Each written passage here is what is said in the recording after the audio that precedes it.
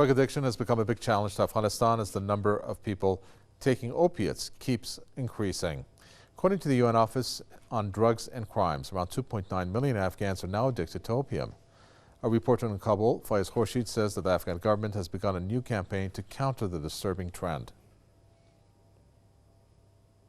This place was once a military base for American forces, but the Afghan government has quickly turned it into a big treatment center for drug users after U.S. troops went back home.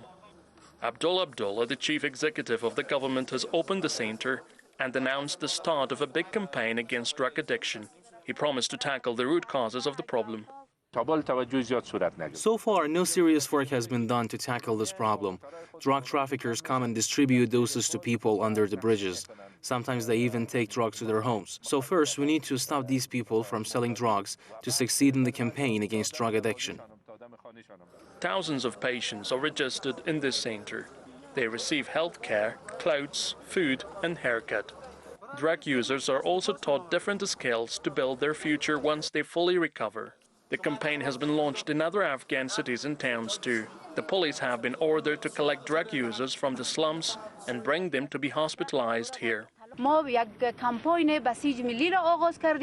the help of the leadership of the government, we have launched a massive campaign to save the lives of people and restore the lost prestige of our country due to growing drug addiction and drug trafficking. We encourage all families to take part in this campaign. Afghanistan produces over 90% of the world's opium. Poppy cultivation has also become a big business for Taliban and other militant groups. They earn millions of dollars from drug trade in areas where they reign supreme. There are now 2.9 million drug users in Afghanistan, the highest number around the world. It's because most of the heroin produced in Afghanistan is not only trafficked out of the country, but most of its citizens are also increasingly falling prey to drugs. So the battle against opium supply seems to be crucial for both winning the war against terrorism here and saving young citizens from falling victims. Fayez Khorshid, Press TV, Kabul.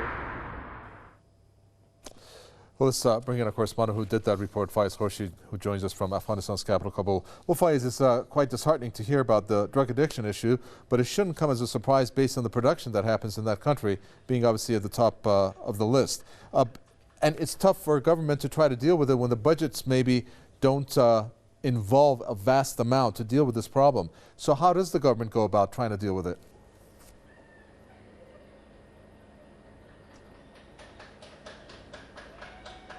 Well, it's a big challenge now for the Afghan government. Yes, we understand that the Afghan government has launched now a big campaign against drug addiction in most provinces of this country, in Kabul and also in the west, in Herat and Farah provinces. But yes, today, when the Afghan chief executive officer visited one of these drug treatment centers, the people there loudly complained to him about the easy accessibility of drugs. And Abdullah confirmed that it is drug trafficking that has added to drug addiction in this country, and they need a lot of money and not a lot of budget to fight against drug trafficking. It's also a big source of income for Taliban and other terrorist groups in the south to fund their insurgency. So I think it won't happen overnight. What is very important at this stage for the Afghan government to save young lives in this country, because the number of drug users is rapidly growing and they live in areas where no human beings should be. They can be found in large numbers, particularly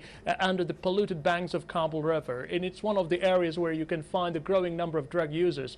And they want to give up using opium, but the problems there that they are facing, like unemployment, poverty, don't let them to do that. And the Afghan government officials have repeatedly said that they need the support of the international community to fight against poppy cultivation and drug trafficking. It's not an Afghan problem, they say.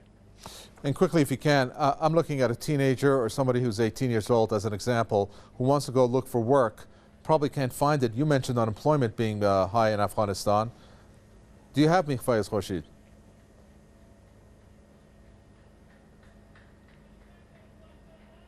No, it doesn't look Yes, I do. Yes, unemployment and poverty, one of the main drivers of drug addiction in this country.